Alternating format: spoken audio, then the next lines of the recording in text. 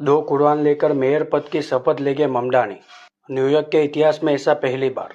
भारतीय मूल के नवनिर्वाचित न्यूयॉर्क मेयर जोहरान ममडानी गुरुवार को दो कुरान पर हाथ रखकर शपथ ली। न्यूयॉर्क के इतिहास में यह पहली बार होगा जब कोई मेयर इस्लाम के पवित्र ग्रंथ पर शपथ लेगा। अब तक न्यूयॉर्क सिटी के अधिकतर मेयर बाइबल पर शपथ लेते रहे हैं। हालांकि संविधान के तहत शपथ के लिए किसी धार्मिक ग्रंथ का इस्तेमाल अनिवार्य नहीं है। 34 साल के डेमोक्रेट ममडानी न्यूयॉर्क सिटी के पहले मुस्लिम, पहले दक्षिण एशियाई और पहले अफ्रीका में जन्मे मेयर है। ममडानी सबसे पहले न्यूयॉर्क के सिटी हॉल के नीचे स्थित एक बंद पड़ी रेलवे स्टेशन में शपथ लेंगे।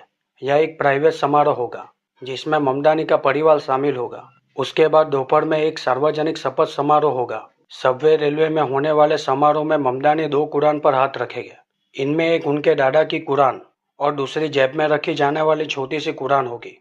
कहा जा रहा है कि पॉकेट साइज कुरान 18वीं सदी के अंत या 19वीं सदी की है।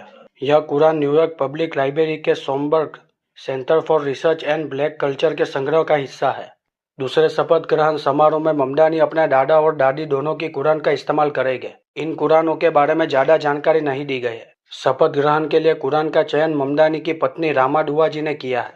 इस काम में मदद करने वाले उनके एक स्कॉलर के अनुसार शपथ के लिए इस्तेमाल किए जाने वाले ये कुरान शहर की बड़ी और लंबे समय से मौजूद मुस्लिम आबादी को दर्शाता है। बता दें कि चुनाव अभियान के दौरान ममडानी ने महंगाई को प्रमुख मुद्दा बनाया था। साथ ही उन्होंने अपने धार्मिक विश्वास भी खुलकर सामने रखे। उन्होंने शहर के मस्जिद का दौरा किया और पहली बार मतदान करने वाले कई दक्षिण एशियाई मस्जिदों का दौरा किया और पहली बार मतदान करने वाले कई दक्षिण एशियाई और मुस्लिम मतदाताओं का समर्थन हासिल किया।